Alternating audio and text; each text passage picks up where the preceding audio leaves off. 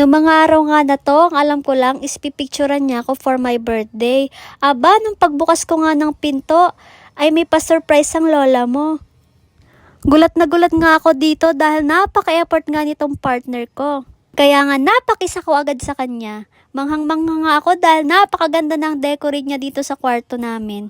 Timing na timing nga din kasi turn na pala at sa damit ko. Buti na nga lang talaga at nakapagbihis ang lola niya. Tada! At eto nga, nireveal ko na nga yung surprise sa akin ng partner ko. May pa-cake, may pa-flowers, at may pa-gift yan siya. Thank you po Lord sa lahat ng blessing nyo.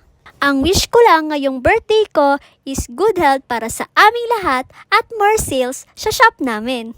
Hindi pa man natatapos ang araw na ito ay gusto ko lamang po magpasalamat sa lahat ng bumate at babati pa. At walang upay na pasasalamat sa lahat ng nagmamahal sa akin. Ito nga palang flowers na hawak ko ay pinaghirapan at pinagpaguran nga ito ng partner ko. Kaya salamat sa lahat ng effort mo. I love you! Kaya ang masasabi ko ngayong araw na to ay sobrang special at sobrang saya ng birthday ko. Salamat din kay Lord sa panibagong taon ng buhay ko. Sobrang thank you sa lahat ng nag-effort, nagbigay ng gifts, flowers at cake. Sobrang natouch ako. Thank you so much. Hanggang dito na lang. This is for today's videos vlog. Bye-bye.